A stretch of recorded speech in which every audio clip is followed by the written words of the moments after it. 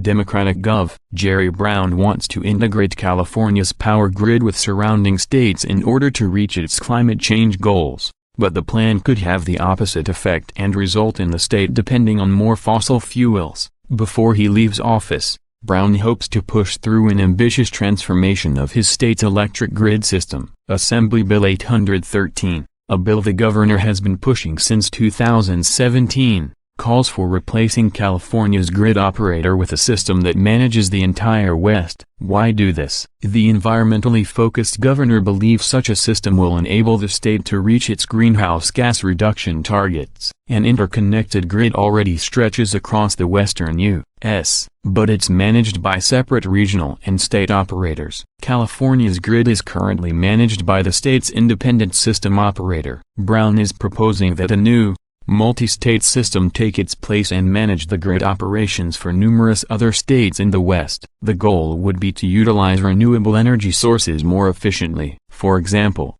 California could export its solar power during the day and import to Wyoming wind energy at night when the sun is gone. Renewable energy is not going to really make sense beyond a certain 30–40% without a regional grid. So I think where there's a few obstacles, which I don't need to bore you with, there are just that kind of vulgar politics which I'm so attracted to, Brown said in November 2017 during a New York Times clean energy conference. However, many environmentalists and legal experts, not too bored to look at the obstacles, believe their plan would actually result in California using more coal at the end of the day. The issue mainly pertains to California ceding authority to other states and federal regulators, entities that don't always share the same renewable energy goals. California has some of the most stringent clean energy mandates in the entire country, but if it enters into contractual agreements with more coal-friendly states, like Utah or Wyoming, these policies could be challenged. Out-of-state energy regulators could appeal to the Federal Energy Regulatory Commission, which enjoys a Republican majority under the Trump administration. It raises serious questions about whether California is wise to give up control over its grid operator and to expand the footprint to include a huge pool of dirty resources, said Matthew Friedman, staff attorney at the Utility Reform Network. According to the San Diego Union Tribune, the proposal has divided environmental groups. The Sierra Club and the Food and Water Watch are against it,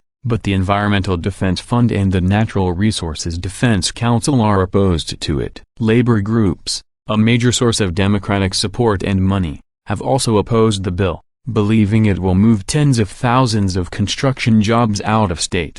Despite stalling in the state legislature in 2017, the grid integration bill has regained momentum during the 2018 legislative session. Brown is also backing legislation that would mandate California use only renewable and clean energy sources by 2045. If passed, the new mandate would pivot California even further away from neighboring states in its clean energy use.